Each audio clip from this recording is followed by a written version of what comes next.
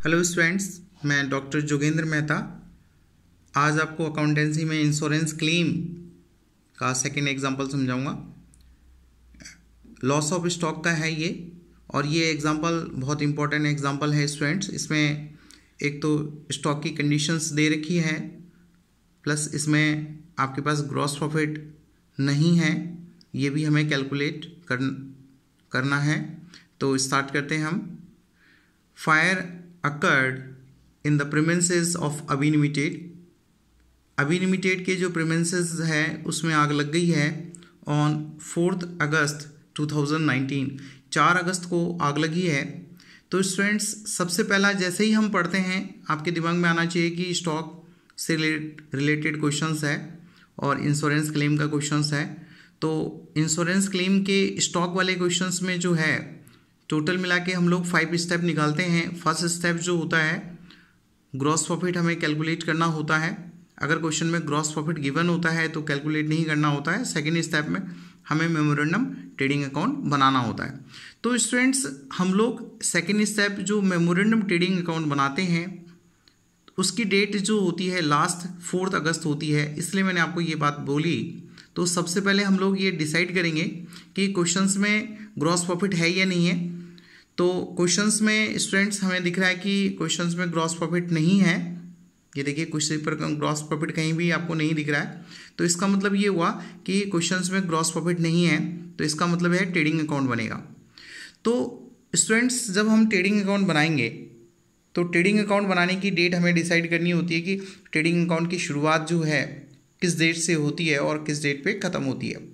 इस डेट को डिसाइड करने के लिए, इस डेट को जब हम डिसाइड करना चाहते हैं तो उससे पहले हमें मेमोरेंडम की डेट डिसाइड करनी होगी, क्योंकि मेमोरेंडम की जो डेट होती है, लास्ट डेट जो होती है वो 4 अगस्त होगी, क्योंकि जितने तारीख को आग लगती है उतने तारीख की डेट तक मेमोरेंडम बनता है। तो मेमोरेंडम जो है हमने यहाँ डेट डिसाइड कर लिया है, 4 अगस्त 2019 तक मेमोरेंडम बनेगा। उसके बाद हमें डिसाइड करना है कि जो मेमोरेंडम की डेट की जो यहाँ शुरुआत होगी वो किस डेट को होगी। तो स्टूडेंट्स, ट्रेडिंग अकाउंट जिस डेट को ख़त्म होता है उस डेट की नेक्स्ट डेट जो होती है वो मेमोरेंडम की होती है। तो मेमोरेंडम की डेट अपन डिसाइड करते हैं। तो यहाँ जो है स्टूडेंट्स, ये देखिएगा, अगर हमारे पास क्वेश्चंस में अप्रैल और मार्च की इंफॉर्मेशन है तो मेमोरेंडम की जो स्टार्टिंग होगी वो अप्रैल की होगी। अगर हमारे पास दिसंबर और जनवरी की स्टार्टिंग है तो ये जो डेट है हमारी जनवरी की स्टार्टिंग होगी। तो स्टूडेंट्स, मैं देख लेता हूँ कि डेट आपके पास जो क्वेश्चंस में इंफॉर्मेशंस है तो वो इंफॉर्मेशंस आपके पास जो है अप्रैल और मार्च की इंफॉर्मेशन दिख रही है। तो स्टूडेंट्स, हमने डिसाइड कर लिया है कि जो है इसकी डेट 1 अप्रैल 2019 की होगी। तो इसका मतलब ये हुआ कि 1 अप्रैल 2019 से लेकर 4 अगस्त 2019 तक मेमोरेंडम ट्रेडिंग अकाउंट बनेगा। जब 1 अप्रैल 2019 से मेमोरेंडम ट्रेडिंग अकाउंट बनेगा तो इसका मतलब ये हुआ कि जो ट्रेडिंग अकाउंट हमें बनाना होगा तो वो 31 मार्च 2019 तक ट्रेडिंग अकाउंट बनाना होगा। तो 31 मार्च 2019 की जो क्लोजिंग डेट होगी ट्रेडिंग अकाउंट की, तो ओपनिंग डेट कौन सी होगी? ओपनिंग डेट होगी, क्योंकि ट्रेडिंग अकाउंट जो है स्टूडेंट्स 1 ईयर के लिए कैलकुलेट होता है, तो इसकी जो डेट होगी वो 1 अप्रैल 2018 की होगी। तो 1 अप्रैल 2018 से लेकर 31 मार्च 2019 होगी। तो स्टूडेंट्स, हमने ट्रेडिंग अकाउंट की डेट और मेमोरेंडम ट्रेडिंग अकाउंट की डेट अभी डिसाइड किया है। अब हम क्वेश्चंस आगे पढ़ते हैं। क्या इन्फॉर्मेशंस हैं आपके पास क्वेश्चंस में? क्वेश्चंस में कह रहा है, मैंने फर्स्ट लाइन पढ़ के ये डेट डिसाइड की है। आपने देखा कि सर ने फर्स्ट लाइन पढ़ी है और दोनों की डेट डिसाइड कर ली है, और क्वेश्चंस की हमने थोड़ा सा समरी देख लिया था कि क्वेश्चंस में हमारे पास ग्रॉस प्रॉफिट नहीं है। All the stock with salaries of 65,000 were destroy.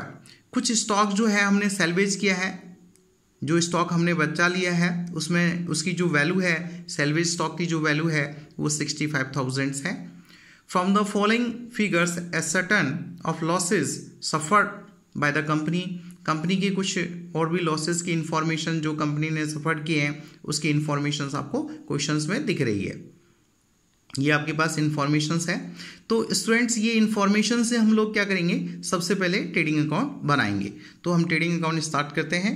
Trading account हम बनाएंगे। आपको पता है कि ट्रेडिंग अकाउंट तब बनाते हैं जब आपके पास क्वेश्चंस में ग्रॉस प्रॉफिट नहीं होता, तब हम लोग ट्रेडिंग अकाउंट बनाते हैं।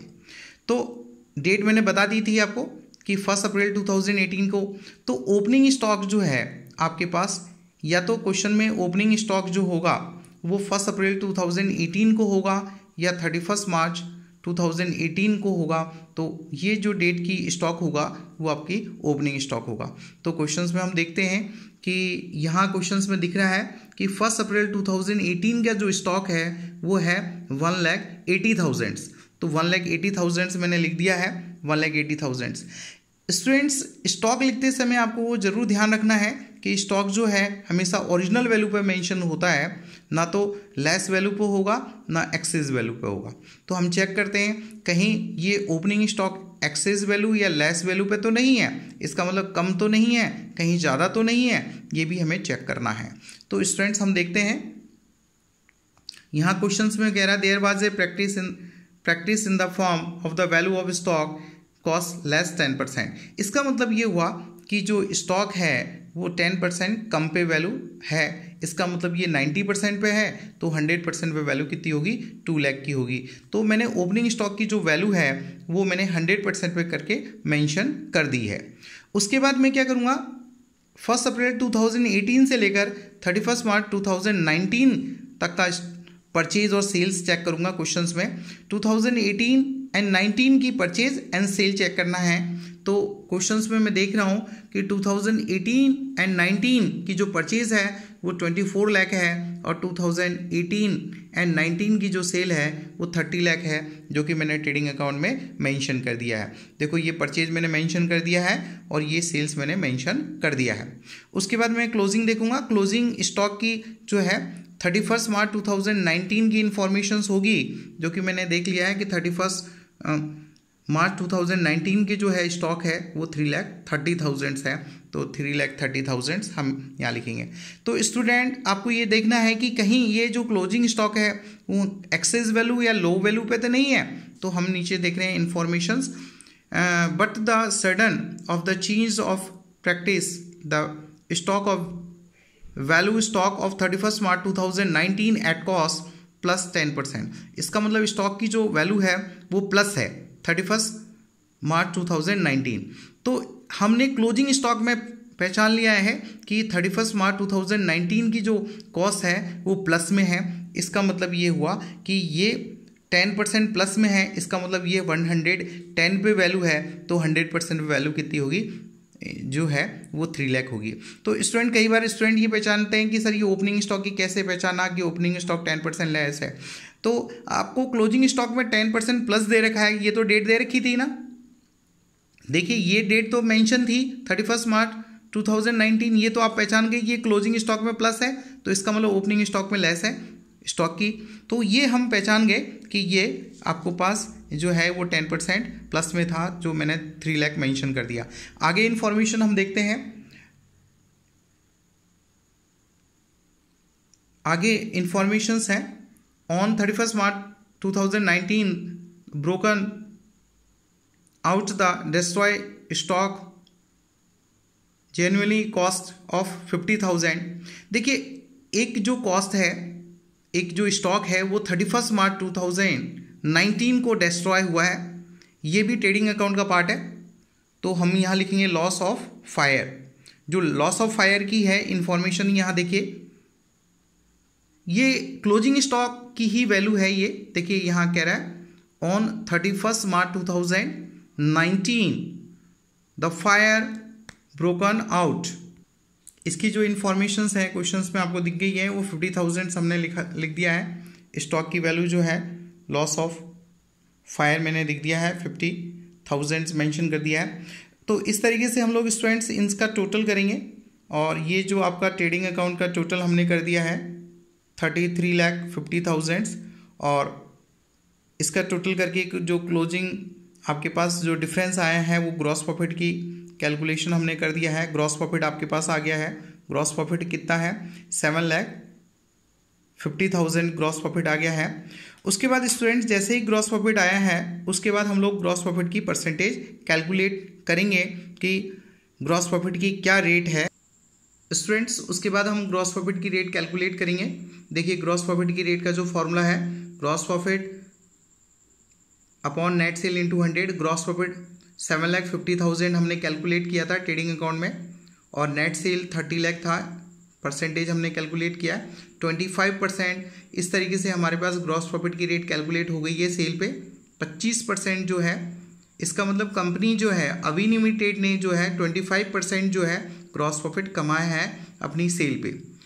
उसके बाद हम लोग मेमोरेंडम ट्रेडिंग अकाउंट कैलकुलेट करेंगे। मेमोरेंडम ट्रेडिंग अकाउंट कैलकुलेट करेंगे, और मैंने एक बात क्लियर कर दी थी कि मेमोरेंडम ट्रेडिंग अकाउंट की जो शुरुआत होती है, जिस डेट को ट्रेडिंग अकाउंट ख़त्म होता है उसकी नेक्स्ट डेट जो होती है वो मेमोरेंडम ट्रेडिंग अकाउंट की होती है।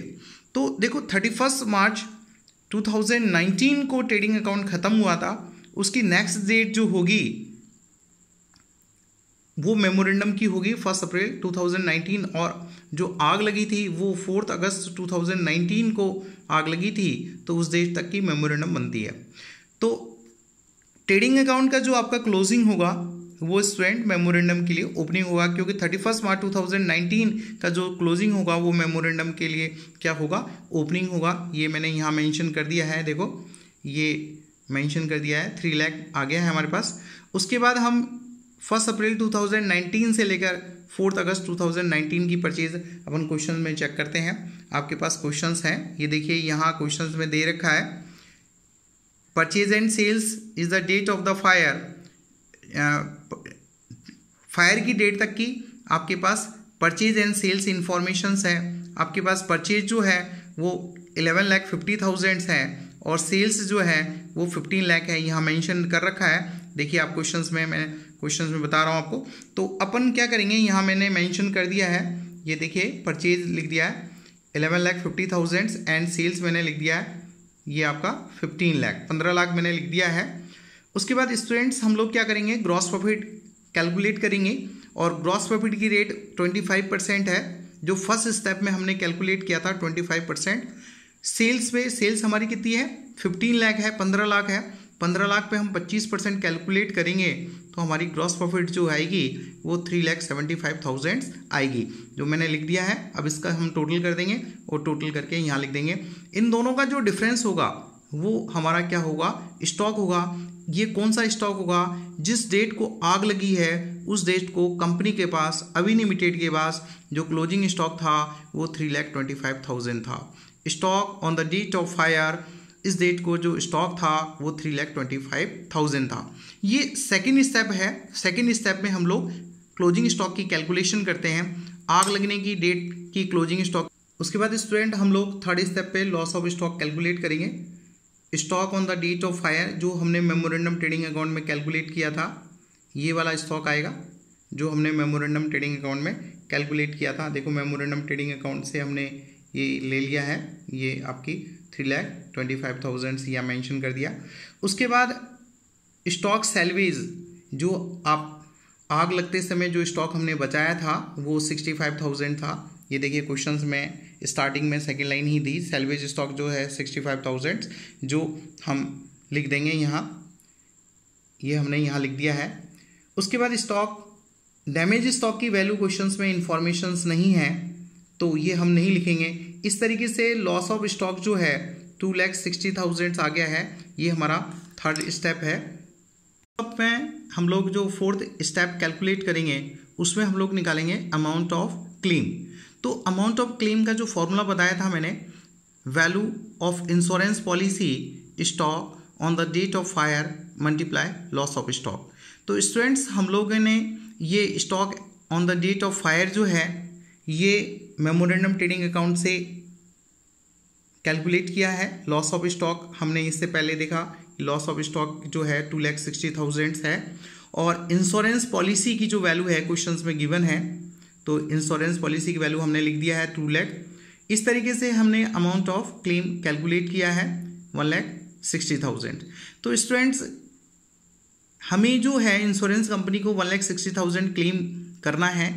इसके लिए वैल्यूशन के लिए, वेरिफिकेशंस के लिए हम स्टेप 5 कैलकुलेट और कर लेते हैं कि वास्तव में जो है 1,60,000 ही क्लेम होगा या नहीं होगा। कैलकुलेट करते हैं एक्चुअल क्लेम अमाउंट, हम लोग कैलकुलेट करते हैं, एक्चुअल क्लेम अमाउंट कैलकुलेशन करते हैं। तो एक्चुअल क्लेम अमाउंट किस तरीके से हम लोग कैलकुलेट करेंगे, देखिए loss of stock from step 3 2,60,000 लिख दिया हमने। उसके बाद amount of claim for step 4 1,60,000 हमने 4 स्टेप में कैलकुलेट किया था 1,60,000। उसके बाद हमने 1,60,000 लिख दिया। उसके बाद हम लोग कंपेयर करेंगे, इन दोनों में से जो वैल्यू होगी वही हमारा क्लेम अमाउंट होगा। तो इन दोनों में से जो वैल्यू है वो कितनी है, 1,60,000 है। इस तरीके से हम लोगों ने एक्चुअल क्लेम अमाउंट कैलकुलेट किया है। तो ये स्टेप जो होता है स्टेप 5 एक डिसीजन मेकिंग के लिए होता है कि वास्तव में जो क्लेम अमाउंट निकाला है हमने वही क्लेम होगा या वो क्लेम नहीं होगा। तो स्टूडेंट्स, आपको मेरा वीडियो कैसा लगा कमेंट सेक्शन में ज़रूर बताएं। यदि आपने मेरा चैनल सब्सक्राइब नहीं किया है तो तुरंत सब्सक्राइब करें, अपने दोस्तों को शेयर करें। जय हिंद, जय भारत।